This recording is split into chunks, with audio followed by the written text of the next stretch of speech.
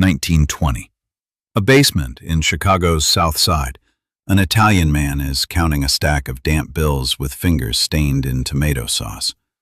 On the table sits a plate of walnut sauce spaghetti. The noodles have gone cold.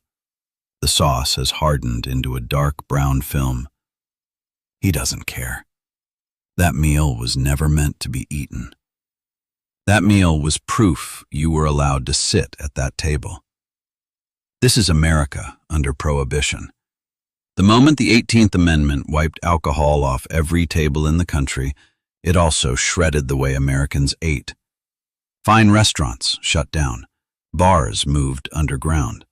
Millionaires and mobsters sat side by side eating caviar, while 200 miles away in Appalachia, a moonshiner's wife was baking cornbread with pork cracklings to feed 6 children.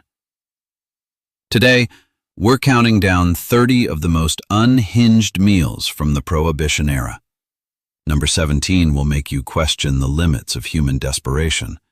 And number 1, it's not even a dish. It's a religious ritual.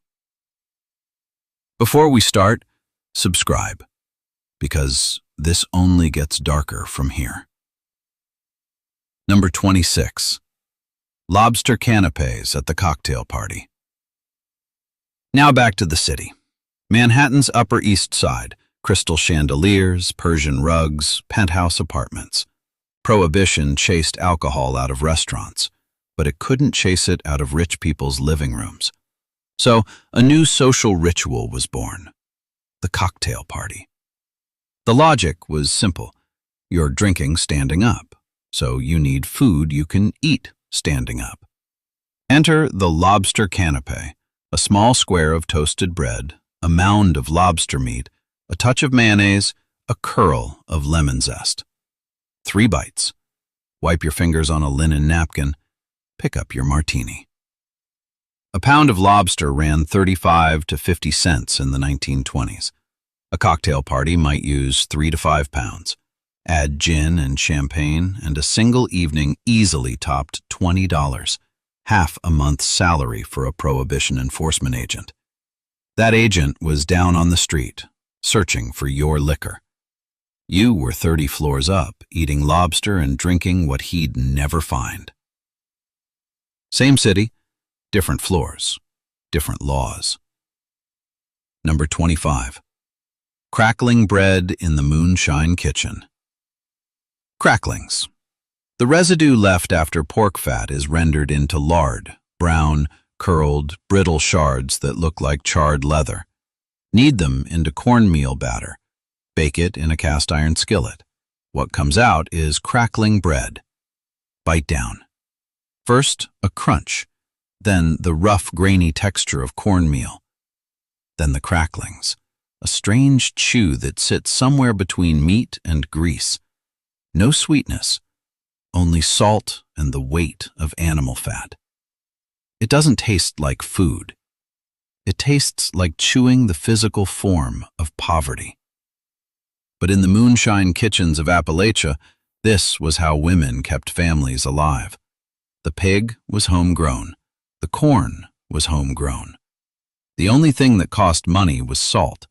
Total cash cost of a whole loaf of crackling bread? Almost zero. That wasn't cooking. That was converting poverty into calories. Number 24. Shrimp cocktail in a coupe glass. Take a crystal coupe, the kind made for champagne. Hang 6 boiled shrimp over the rim, their pale pink bodies curving outward, tails pointing up like tiny question marks. Drop a spoonful of scarlet cocktail sauce at the bottom. Ketchup, horseradish, lemon juice. In a high-end speakeasy, this was a status symbol. You weren't eating shrimp. You were announcing to the room, I can afford this. A single shrimp cocktail could run 75 cents to $1, while a factory worker made $3 to $4 a day. There was another reason it came in a coupe glass. From the distance, it looked like a pink cocktail. If federal agents kicked in the door, you weren't holding a drink. You were holding seafood. Shrimp cocktail. Half food, half alibi. Number 23.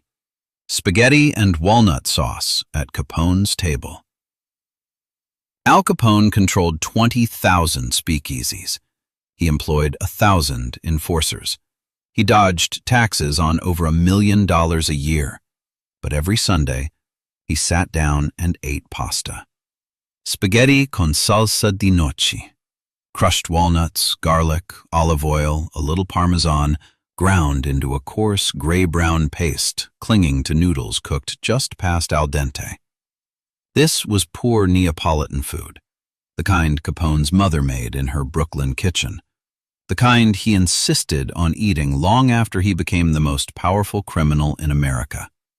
Not because it was good, because it meant, I haven't forgotten where I came from. Capone's table was a negotiation table.